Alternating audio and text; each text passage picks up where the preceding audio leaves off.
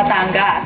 At sa paintulot ng bagong kasal, ihahatid po namin ngayon, mga kapamilya, ang eksklusibong kuha sa Dream Wedding ni na Juday at Ryan. Nagpapatrol, Marie Lozano. Eto na to, inuman na, punta ka nakaputi. Ito ang imbitasyon sa kasal ni na Judy Ann Santos at Ryan Agoncillo na nakalagay sa kahon laman ng katakatakang kapares ng tsinelas. Sa Batangas kasi ginanap ang napaka-pribadong kasal ni na Juday at Ryan sa San Juan Nepomuceno Church, kung saan pamilya at entourage lamang ang dumalo. Eto kasi ang kahilingan ni Ryan at Juday.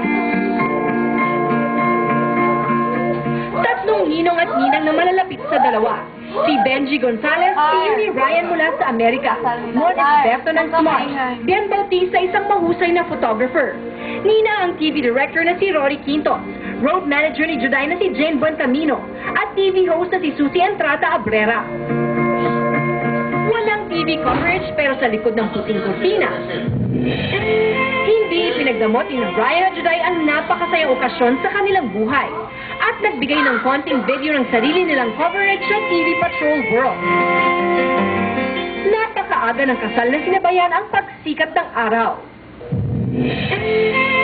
Kinanta ni Agot Isidro ang Runaway para sa wedding march na pinangunahan ng matron of honor na si Sharon Coneta.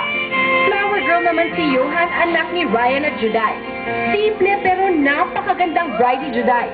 Kumikislap ang mata sa saya. Abot tenga naman ang ngiti ni Ryan nang masilayan ng kanyang bride na tinapik-tapik ng pagbati ng kanyang best man at kapatid na si Dondi. Di naging madaling ilihim sa publiko ang isang bigating celebrity wedding. Pero ito ang paraan nila para matupad ang isang dream wedding.